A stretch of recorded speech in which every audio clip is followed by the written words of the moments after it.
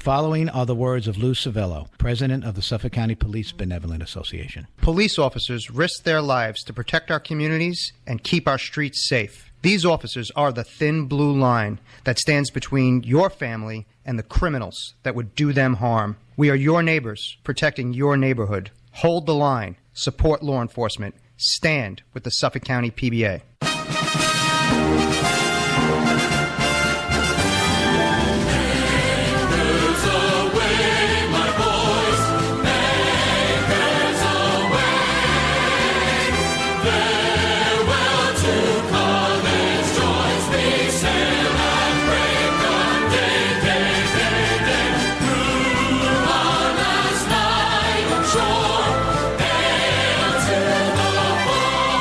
Anchors Away, the United States Navy song. We're going to be playing all of the branch service songs throughout this broadcast today because it is, as you know, Veterans Day. That's all we're going to be talking about. That was Anchors Away. I love that song. I love the Navy.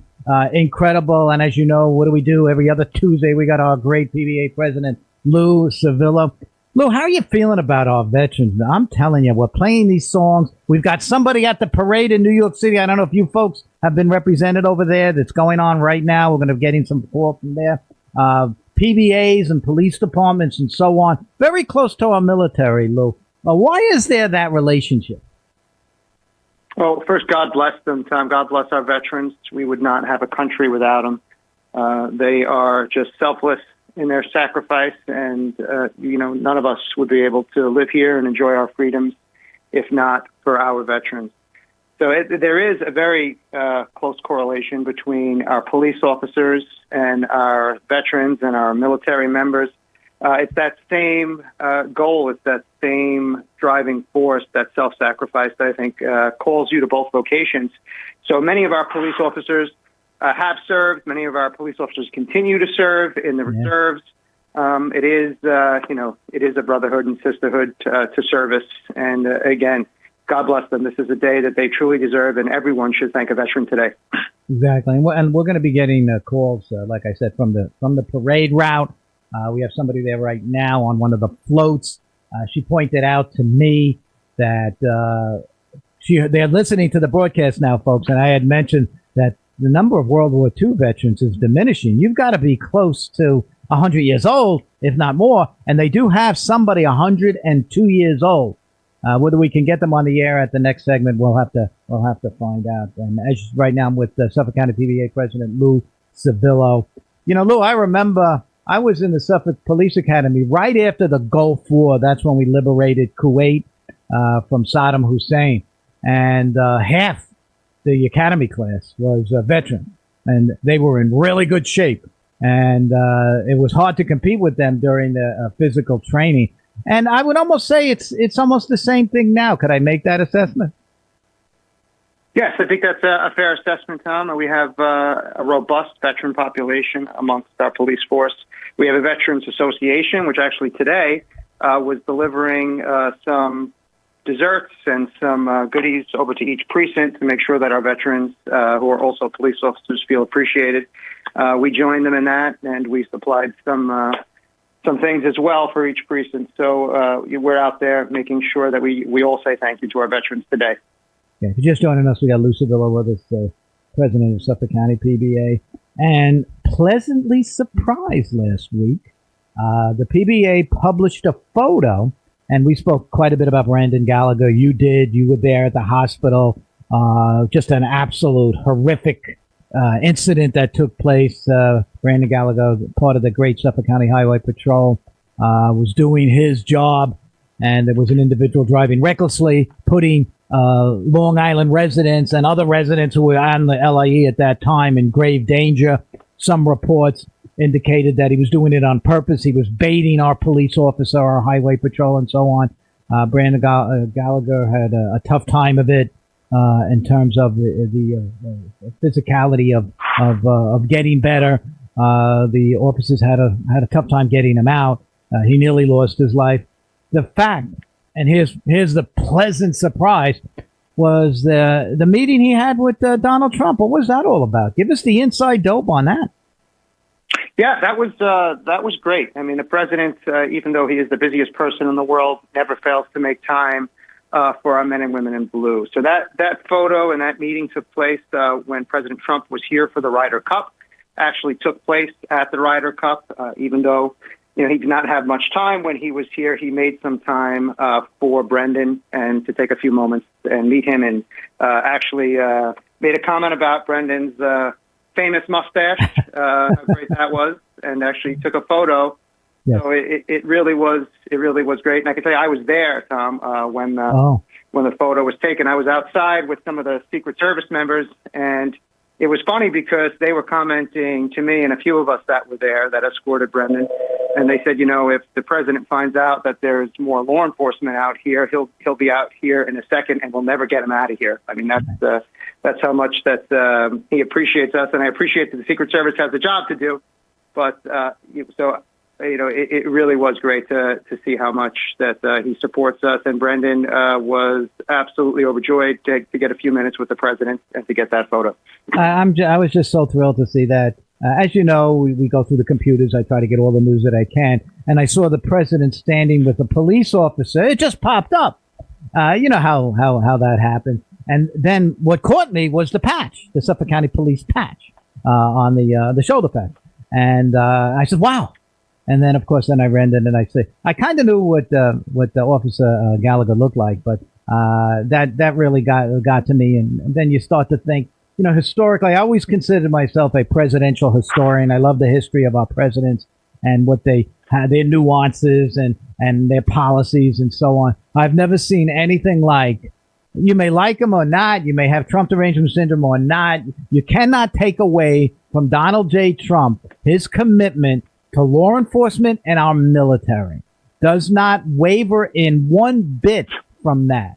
If you can remember the prior president talking about systematic racism in policing and so on, and just not a friend of the cops. And a lot of presidents felt that way to a large extent. I've never seen anything like it.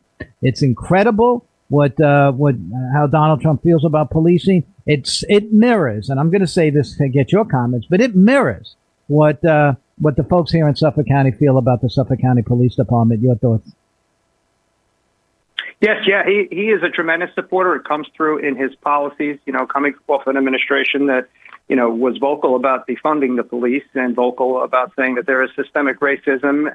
This couldn't be more night and day when it comes to President Trump. He truly supports the rank and file, and I think the rank and file truly supports him. So that it's funny because we posted that picture of Officer Gallagher, and it went viral.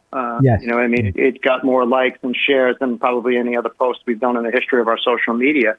And from both sides, from those that are truly support President Trump and are firmly in the MAGA court to, people that do have that Trump derangement syndrome. I think it really is a real thing. But it got a ton of engagement from both sides. And even if you don't support President Trump, you should support him taking the time to, meet an officer that almost lost his life in the line of duty. Yeah. So some of the negative comments I was quite surprised about, but I guess I shouldn't be in this day and age, Tom, when everything is so polarized. I was just on a high looking at that because I can remember in 2017, it was very interesting. At the time, Congressman Lee Zeldin had to get a few former police officers together to drive in the presidential motorcade because he was landing at Gabreski Airport. This during the Trump first administration. And he was landing at Gabreski. I was chosen because I was, I guess, nominated by Lee Zeldin. And there was a number of other former police officers. Some of them were chiefs and high brass of the Suffolk PD. And then I had some good friends that were on the Suffolk Highway Patrol. They were there too to really escort the motorcade. But I got to drive in the motorcade itself. And when Trump got off Air Force One, the first thing he did is he saw a bunch of blue uniforms, a bunch of Suffolk County Highway Patrol. Lou, he did a beeline right to them and just went right there and spoke to every single one of them. And that was so impressive. I don't know. It was a great impression that I had of this president to show that he understands. He gets it, Lou. He does, and it comes through in his policies. It comes through in his supporting capital punishment. In a state like New York, where we just keep letting cop killers go free, to have the president push for capital punishment for those who kill police officers is a big thing. And it comes through in his funding of police departments, where he's giving us the resources and tools that we need. Reinstituting some of those military surplus programs that were cut under President Biden. A lot of those resources, those that give us those critical tools, those bulletproof vests, those long guns that we need, if God forbid there was some sort of active shooter, that comes from the federal government. Those programs were cut. President Trump restored them. His support for ICE, that has just been a pipeline of fentanyl and poison into our country. Poisoning our children, the children of Long Island. So to have him crack down on that, and I know not everything's perfect. You're never going to have perfection when it comes to anything. Certainly not immigration enforcement. You're going to get some mistakes that are made. But by and large, having borders is something that any rational country should do.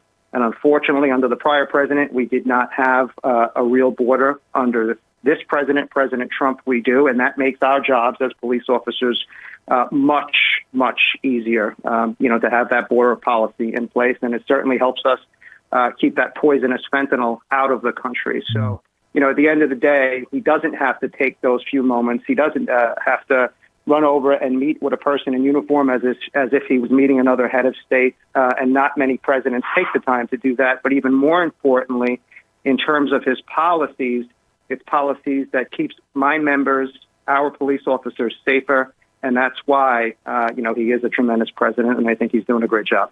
Yeah, I saw something that occurred after. I haven't spoken to you since Election Day. The largest police department in the United States is the great NYPD. You were a member of the NYPD before you came out to Suffolk County. I saw an ad. I wanted your comment on it. The ad was done by the Houston Police Department, and it was played in the New York markets. And it said NYPD. Houston Police Department is hiring. We're taking laterals. We'll meet all of your benefits and so on. And that occurred on Wednesday, the day after Mandami was elected as the mayor of New York City. Any hidden message while Houston would be soliciting NYPD officers to come to Houston, Texas? Yeah, you save a lot of money, Tom. NYPD officers are some of the most highly trained in the nation. So if you can hire them away from a place that ultimately does not appreciate them, that puts their lives in danger, that prioritizes criminals over the lives of police officers, then why wouldn't you? Why wouldn't you save on that training, that academy training, that medical training, get somebody with some experience? You're getting a bargain. And for the police officers, quite frankly, it's a better way of life. You need to do what's right for your family. So if you have an opportunity in a place like Houston or in a place like Suffolk County, which many police officers who were NYPD police officers, like myself, we take these tests and we move to police departments that are ultimately going to treat us better and let us do our job. I don't have high hopes under this mayor. It's very unfortunate. It was not a surprise. Unfortunately, I think they put up the worst candidate possible in Cuomo as an alternative. To me, Cuomo was not a real alternative. That's not a person who appreciated police officers in any way, shape, or form, nor did he appreciate the people in New York State when he, indiscriminately put people in nursing homes and killed grandma and grandpa and, double masked the kids and cut pensions and, all of the things that went along with his time in the governor's mansion. He was a disaster of a politician. And, that was the alternative. And then when you look at Mandami's message, which was basically, I'll give you free stuff, it was a losing gambit from the beginning. There should have been a real candidate, a real alternative to Mandami. And right now, unfortunately, I think all of New York is going to pay the price for that. Yeah. I wonder if, again, of course, a campaign is one thing. The rhetoric of a campaign is one thing. And then, of course, governing is something else. And I'm an optimist, always have been. Of course, very pro law enforcement. I will always support law enforcement to the nth degree of infinity. Do you think, though, NYPD and public safety in the city of New York, do you think these are going to be dark times coming up in January, or do you think it's more rhetorical that you always got to provide policing, and you got to provide the best policing possible, as do your members on the PBA, the men and women that are doing our patrols and so on and so forth. But do you think there's some dark times on the horizon? You know, I'm an optimist too, Tom, but I take people at their word. So when someone tells me I'm going to defund the police, I believe them. You know, it's the messages weren't mixed here. You know, this person has absolutely no respect for our police officers. You know, he was trying to walk some of that back during the election, but at the same time, he was advocating to start a public safety department, which is really just another step towards like social workers replacing police officers, and we know what a disaster that could be. And there really isn't any regulating force in the city council. It would be one thing if cooler heads were in the legislative body and there would be something to balance him, but instead you have radicals even to the left of Mondami in that city council, so they're going to be pulling him to the left. So I do think dark times are ahead. I'm hoping you know, I actually had some conversation with the governor, and, you know, she claims that she is going to have some influence over what goes on, and that, you know, already she's pushing back on the free buses. So we'll see. We'll see how much influence that she has, and I hope you're right. I hope some of it was just rhetoric, and he really wants to do what's right for New York City, and, you know, make sure that this doesn't turn into chaos, because if you put some of the policies in place that he was talking about, early on, like the defunding, replacing police officers, having these frozen zones where police officers can't go in. I mean, you're headed for absolute chaos. You know, and how important it is that the people closest to public safety, such as your organization, the Suffolk County PBA, and how important it is that, and it wasn't always the case, to be involved in politics, to talk to elected officials. There's now an acceptance of that. There was a time, Lou, many years ago, I can't even pinpoint it, where that sort of thing was discouraged. In some cases, in certain municipalities, made it illegal. But now to allow the organization of police officers to at least present that front, the front of public safety. And you do this not on behalf of the membership, but you do it on behalf of the folks that you serve as officers and so on. And I think that's a key component of why we do well out here. Do you think that's something that will never go away anymore? Because I know at one point it was difficult. Yeah, it was difficult, and there were forces even within the county, you know, a certain legislator who I won't mention, who tried his best to, and even went so far as authoring legislation to try to stop us from being involved in politics, which really would be unconstitutional. Yeah. You would be making a second-class citizen out of anyone that wore a uniform, because we have a constitutional right to be involved in the political process and to vote and to support the candidates of our choice. And it's not only, you know, the legal thing to do, but it's also the right thing to do, because we play a critical role in terms of public safety. And if you're not, you know, if you're not at the table, you're going to be on the menu, as they say, right, Tom? So if you don't have that voice to push back against bail reform, to push back against raise the age, to push back against some of the insanity, then Suffolk County will be New York City at that point, because you certainly have forces pushing in the other direction. So we are that counterbalance. This past election cycle, our members were out, you know, I think we had over 1,000 appearances by our members, even more. I got to forget what the final numbers were. Knocking on doors again, engaging with the public, talking about the candidates that we're supporting, why we're supporting them. And I'm very happy to say of all our endorsements that we made this election cycle, every single one won, with the exception of one. So with the exception of one endorsed candidate, every single one that we endorsed actually won their election. So that shows that Suffolk County residents really take seriously, you know, what we have to say, what our endorsements are, and they truly prioritize and care about public safety. And that does make a difference in your quality of life here, Tom. Mm-hmm. How important is we only have about 30, 40 seconds left, but how important is next year? Governor's race, there'll be state assembly, state senate. In terms of, you just articulated some of the major issues such as bail reform and so on, at least moving in a better direction as opposed to where we are right now. How important is next year? Absolutely critical, and we'll be looking very closely at all these elections from the governor's race on down, and we will be out there and we will give our our full endorsement list and why we're endorsing the candidates we are, because that is going to make a hell of a difference in the next few years of our lives here in New York State. Exactly. Once again, Lou Civello, president of Suffolk County PBA. Lou, have a great Veterans Day. Wish all of our PBA members who are veterans the very best, and thank them for their service, I have to say. Thanks, Lou. Appreciate it. Thank you so much, Tom. Thanks, Tom.